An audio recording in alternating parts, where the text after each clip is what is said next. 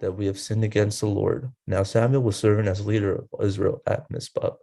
When the Israelites heard that Israel had assembled at Mizpah, the Philistines came up to attack them. Then, when the Israelites heard of it, they were afraid because of the Philistines. They said to Samuel, "Do not stop crying out to the Lord for our God, that he may rescue us from the hands of the Philistines."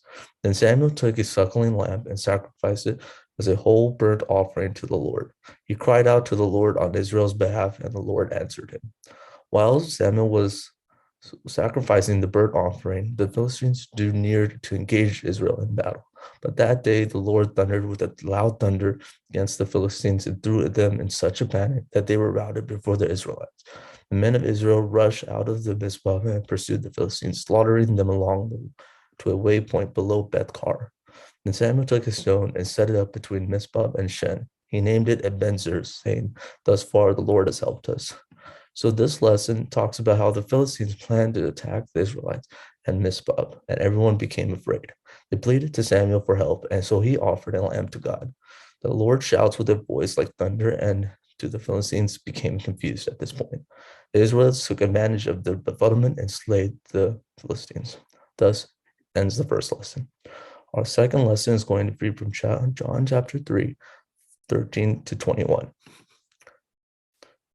No one has ever gone into heaven except the one who came from heaven, the Son of Man. Just as Moses lifted up the snake in the wilderness, so the Son of Man must be lifted up, that everyone who believes in him shall have eternal life in him. For God so loved the world that he gave his one and only Son, that whosoever believes in him shall not perish, but have eternal life.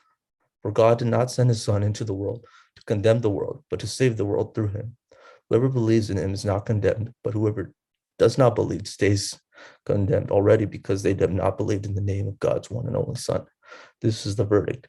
Light has come into the world, but people love darkness instead of the light because their deeds were evil. Everyone who does evil hates the light, but will not enter the light for fear that their deeds will be exposed.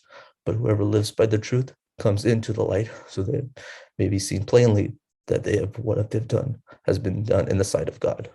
So this lesson talks about how God sent his beloved Son as a perfect sacrifice. It is through the death and resurrection of the Jesus that we are saved, redeemed, and set free from sin and death. We are promised eternal life.